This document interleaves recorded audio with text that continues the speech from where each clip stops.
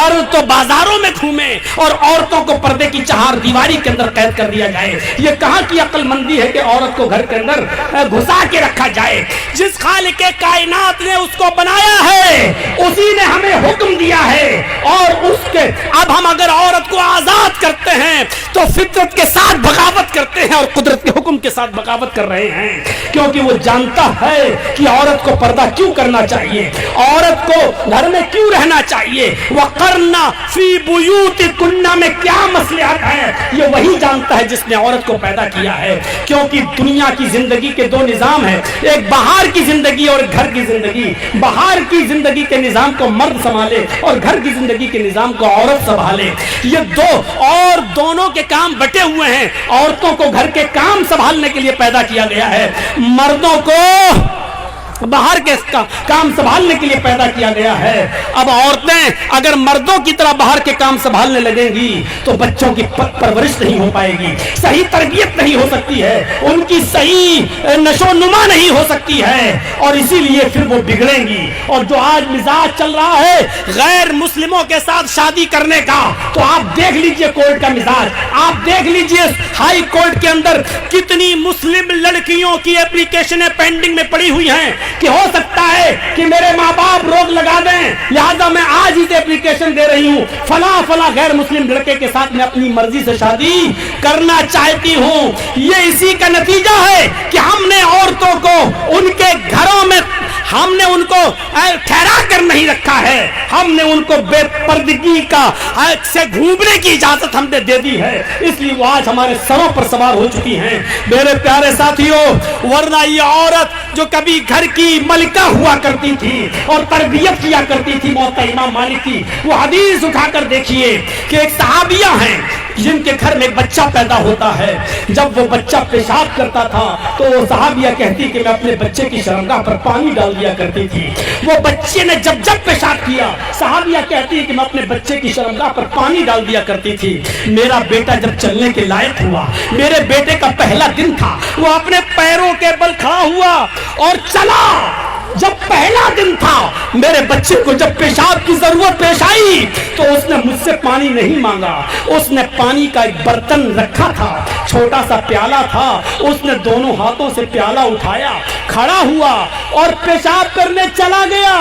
وہ پہلا دن تھا. ماں کہتی ہے وہ صحابیہ کہ میں اپنی آنکھوں سے دیکھ رہی ہوں اپنے بچے کو کہ دیکھا کیا کرتا ہے. وہ بچہ ایک نالی کے پاس جاتا ہے، بیٹھ جاتا ہے، پیشاب کرتا ہے اور اپنے ننھے منھے ہاتھوں سے اسی پیالے کا پانی اپنی شرمگاہ پہ ڈال رہا ہے. اس کو نہیں معلوم کہ استنجا کیسے ہوتا ہے، اس کو نہیں معلوم کہ شرمگاہ کو کس طریقے سے پکڑا جائے اور کیسے اس کو پش کر کے اس کا ایک ایک قطرہ بہایا جائے. اس کو نہیں معلوم، اس کو اتنا معلوم کہ میری ماں نے میری شرمگاہ پر کیسے پانی ڈالا، وہ ویسے پانی ڈال رہا ہے. ماں یہ منظر دیکھ کر کہتی ہے فزت برب الکعبہ، کعبے کے رب کی قسم میں کامیاب ہو گئی، میں کامیاب ہو گئی. اب مجھے یقین ہے کہ اب میرا انتقال بھی ہو جائے تو میرا بچہ بددین ہو کر نہیں مرے گا، میرا بچہ مرنے کے بعد میرے لیے دعا ہی کرے گا. آج میں کامیاب ہو گئی، میں اپنے بچے کو جو تربیت دینا چاہتی تھی میں نے وہ تربیت دے دی، میں اپنے بچے کو جو سکھلانا چاہتی تھی وہ سکھلا دی.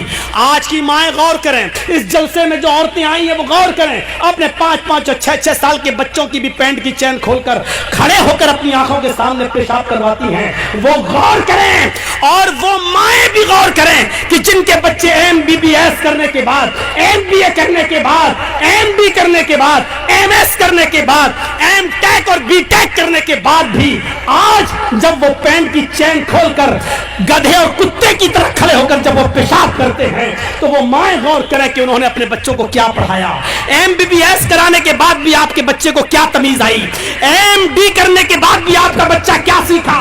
وہ مائیں غور کریں کہ MTech اور BTech کرنے کے بعد بھی آپ کے بچے کو وہ تربیت نہیں ملی جو یہ صحابیہ کہہ رہی ہے کہ اللہ کی قسم میں کامیاب ہو گئی. آج میں کامیاب ہو گئی، میں جو سکھانا چاہتی تھی وہ میں نے اپنے بچے کو سکھا دیا. مدرس لیپ فرسٹ کالج فار چلڈرن، ماں کی گود یہ بچے کا پہلا مدرسہ، پہلا تربیت گاہ ہوتا ہے. ماں کی گود سے جو بچہ سیکھے گا وہ آخری عمر تک سیکھے گا، اور ماں کی گود سے جو بچہ نہیں سیکھ سکا وہ میرے بھائیوں بڑے ہو کر بھی کتوں کی طرح پیشاب کرے گا. بلکہ کتوں میں تو پھر بھی تھوڑی سی تمیز ہوتی ہے کہ وہ پیشاب کرتا ہے तो एक पैर उठा लेता है ताकि छींटे ना आए। हम कुत्तों से भी बुरी तरह पेशाब करते हैं कि दोनों पैरों को जमीन पर रखकर ऐसी जगह पर पेशाब की धार मारते हैं कि अपने कपड़ों पर उसकी छींटे आती हैं। हम कुत्तों से भी ज्यादा गिर चुके हैं, उनसे भी ज्यादा गए गुजरे हो चुके हैं। इतना पढ़ने और लिखने के बाद भी हमें इतनी तमीज नहीं आती है। ये सुनना पड़ेगा तुम्हें, जब बुलाए हो तो सुनना पड़ेगा, इसके बाद मत बुलाइएगा तो मत सुनिएगा, लेकिन जब बुलाए हो तो सुनना पड़ेगा। तो मेरे प्यारे साथियों, यहाँ आए हो तो कुछ लेकर उठो, कुछ लेकर उठो। दो माएँ हैं, एक अब्दुल कादिर जिलानी की माँ जिसने अपने बच्चे से कहा था बेटा हालात कितने भी खतरनाक हो झूठ कभी मत बोलना। तो 12 साल की उम्र में भी बच्चे ने डाकुओं के सामने झूठ नहीं बोला और कहा हाँ मेरे पास 40 अशरफियां हैं जो मेरे कुर्ते के अस्तर में सिली हुई हैं। उन डकैतों ने फाड़ के देखा तो कहा अच्छा तुमने बता क्यों दिया? कहा मेरी माँ ने कहा था कि बेटा हालात कैसे भी हो लेकिन झूठ कभी मत बोलना। वो इतनी सी बात का इतना असर पड़ा कि सारे डकैतों ने लूटा हुआ माल वापस कर दिया, तौबा कर लिया, इस्तिग़फ़ार किया और उस बच्चे की बात से मुतासिर होकर सब के सब बाअमल बन गए और नेक बन गए। उस एक बच्चे की इतनी सी बात, अपनी माँ, उसकी माँ ने कौन सी तरबियत दी। और एक माँ वो थी सुल्तान डाकू की। जब सुल्तान डाकू को तख्तेदार पर लटकाया गया तो पूछा आखिरी तमन्ना क्या? तो कहा कि मैं आखिरी तमन्ना यह है कि मैं अपनी माँ के सामने मरना चाहता हूँ। उसकी माँ को बुलाया गया, पूछा कि लो तुम्हारी माँ आ गई, मुलाकात कर लो, अब क्या चाहते हो? उसने कहा कि अगर मेरी तमन्ना पूरी कर सकते हो तो करो। कहा क्या है? कहा मैं चाहता हूं कि मुझसे पहले मेरी माँ को फांसी के फंदे पर लटकाया जाए। पूछा गया क्यों? कहा कि मुझे इतना बड़ा डाकू बनाने के लिए, इतना बड़ा डकैत बनाने में मेरी माँ का किरदार है। जब मैं छोटा था 6 साल का और जब मेरी माँ ने मुझे एक पैसा दिया था कि जाओ एक अंडा ले आओ, तो मैं दुकान पे गया और एक अंडा लेके आया। मैंने दुकानदार को पैसा नहीं दिया और वो भी भूल गया और मैं अंडा लेके आया। मैंने अपनी माँ को वो अंडा दिया और कहा माँ मैंने दुकानदार को बेवकूफ बना दिया। उसने कहा पैसा? मैंने कहा दे तो दिया लेकिन दिया नहीं था और वो पैसा लेके आया। माँ ने अपने बच्चे को सीने से लगाया और पीठ थपथपाई का बेटा चलो ये एक पैसा शाम के काम आ जाएगा। इस चोरी से मेरे हौसले बढ़े, फिर मेरी माँ हर चोरी पर पीठ थपथपाती रही, फिर मैं चोर से डकैत बना और फिर इतना बड़ा डाकू बना कि लोगों को बरसरे बाजार लूटने लगा। फिर नहीं माल देते थे तो मर्डर करने लगा। फिर आखिर पकड़ा गया और कानून के शिकंजे ने हमको फांसी के फंदे पे लटकाया।